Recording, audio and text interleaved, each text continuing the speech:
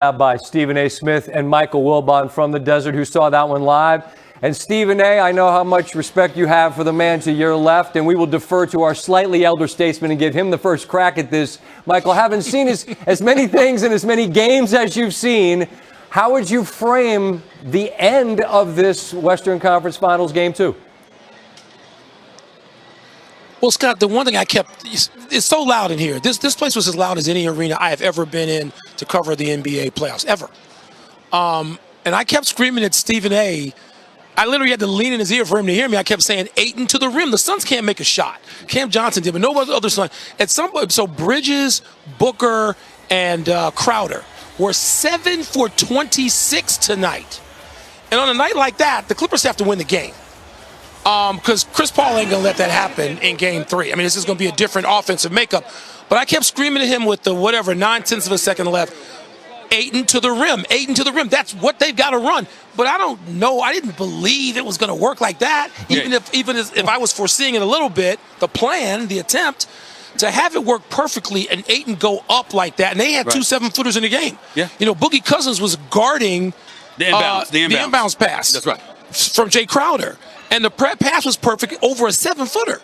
And then you got another 7-footer in the paint who's going up with Ayton. It just, the whole thing, it's hard to believe that play can work like that in that time span when you're behind with the pressure of a playoff game. It's just astounding to see that. Spent the last 3 minutes, Scott, talking about how the Phoenix Suns had blown this game. That's what Mike Wilbon was doing. He was done. And I was like, it ain't over yet. Get Cam Johnson the ball because he hit all 5 of his shots. He was one guy tonight that could make shots from long range, and I believed in him. But nevertheless, even though he was in the game, it was a perfect play called by Monty Williams, a perfect pick orchestrated by Devin Booker, a perfect pass orchestrated by Jay Crowder. And it was set up because PG-13, playoff P, Paul George, 7.2 seconds left at the free throw line, a career 84.7% shooter who was shooting 86.8% from the free throw line this year, who never misses 2 free throws, never misses 2 free throws. Pick that moment to miss 2 free throws. Wow. 5 for 10 free throw shooting, I think, tonight, though. It was bad. Foreshadowing. Yes. And that's my least favorite thing, guys, about the playoff. Each window gives us an opportunity to have a hero and a GOAT. And missing 2 free throws saying it doesn't. But if we rewind the tape, and we got to go back a ways because it took forever to get through these last couple of minutes, George took on big-time shots 30 minutes. and made them. Gave him the lead in that broken floor situation where I love that he attacked the rim. And so there's a certain level of credit that he had on a night where he didn't shoot well to get him back into it. But I don't know what to make of a guy that gets to the free throw line and missed 2, and he just looks so uncomfortable to me in that moment. I don't know why. Well, let me help you out, SVP. Let me help you out here, okay? Paul George is a star.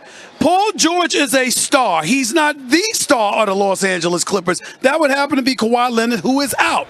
But he's that secondary player, the one that they traded the farm for because Kawhi Leonard wanted him in Los Angeles as a Clipper. And Kawhi Leonard threatened that if you don't get me Paul George to join me, not only am I not joining you, the Clippers, I'm going to the Los Angeles Lakers to join LeBron James and Anthony Davis. So that's why Steve Ballmer and the crew for the Clippers forfeited all of that to get Paul George. We believe in him. We know he could ball. Went on his own personal 8-2 run. But I know you, Michael Wilbon ain't my only friend, SVP. You are my brother as well. And let me tell you something. I happen to know you like your movies. You ever heard of Glenn Ross? You ever seen Alec Baldwin? You ever heard the phrase, always be closing? You must close when you are a star in the postseason.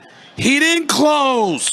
He didn't close. Scott, I can tell you this real quickly. He gets steak knives. Of course, he gets steak knives tonight. I understand that. Second place instead of steak knives. I get it. That's right. I get it. That's right. That's right. This game took so long. Those last, 90 seconds took 30 minutes. But we're sitting here debating everything. What call they're going to make for possession? They're going to overturn it. And then we're sitting there looking at Paul George go to the line. And I just said, Stephen A., this is done because it looked like he had turned the narrative, Paul George. He had played better. Not that the Clippers are better, but Paul George had been better without Kawhi Leonard. He had to be more assertive. He had to take this thing on the last few games, and he had. But as he's standing there, I just said, this thing's over, and I get 2 elbows in the ribs from Stephen A. going, wait a minute, what have you been watching the last 8 years? I thought he had turned the narrative. He hits those free throws, and they close the game, or the Suns get a 3-point heave, which probably wouldn't matter. I want to say this. But wow. I want to say this also. Cameron Payne is a backup. He's not Chris Paul. He is a backup. Playing like it, though. He played 37 minutes, had 29 points on 50% shooting, 12 of 24 from the field, 8 assists, not a single turnover in 30 damn good defensive team. How does a backup point guard, and I like Cameron Payne, I like him a lot, and I saw you interviewing him, Scott. He's done a great job throughout these playoffs as far as I'm concerned. But if you are the Clippers, you play defense as well as you are, and you have the talent that you have, how do you let a backup show up on the court and don't commit a turnover in 37 minutes rattle him, and nearly drops 30? They couldn't rattle him. I'm just saying, it's a legitimate question. But he played with the spirit and the intellect of Chris Paul. Yes. That tutoring every day, all those practices. Ayton, how do you think Ayton's this good from October to now? Yes, Monty Williams can be coach of the year. Yes, yes, yes, yes, yes, yes, yes. Chris Paul is the reason that Ayton is that. When you see the end of the games where Chris Paul, you wonder why he's on the game and why he's on the floor in a 20-point game, and he's working plays with Ayton. This went on for months. Right. And so he and Cameron Payne played with the intellect and the spirit of Chris Paul and their own talent. You're absolutely right. You're absolutely right. But can I ask you a question, Mike Wilbon? Can I ask you a question? With Scott Van Pelt on his show, listening to us right now, can I ask this question? Chris Paul is a leader. Chris Paul is a floor general, still in search of his first title. The leader of the Clippers, the star at the very least, is a 2-time champion and a 2-time NBA Finals MVP in Kawhi Leonard. So if Chris Paul is capable of having that kind of influence, well, where's Kawhi Leonard? How come you ain't on the cell phone cheering him on? Is he that kind of leader? Is he that kind of leader? No. Clearly not. That's a rhetorical question. That's never been his role. That's never been the role that he has. That's my point. I understand that. That's my point. And Paul George has got to make free throws. I agree with that too. Can they come back and win this series, provided Kawhi comes back? Do they have a Finals MVP on the team? No, they have a 2-time Finals MVP on the team if Kawhi's playing. Paul George has stepped up, and playoff P, it now goes back to meaning like actually he can play when it matters most. They have an excellent supporting cast, playoff Rondo, and the best coach in the game. Yes, they can do it again. All the Suns will have done if they win the first 2 games is defend home court. Clippers still going to have to win a game on the road, but the answer is you cannot count them out. They can do it. And Max, the other thing I want to point out, you talked about Paul George stepping it up. Post-game press conference after Game 1, he talked about that. Now we're just going to go back, watch the film, and work on those adjustments that you said Ty Lue is so fantastic at. I think we have Stephen A. now. Mr. Smith, you with us, sir?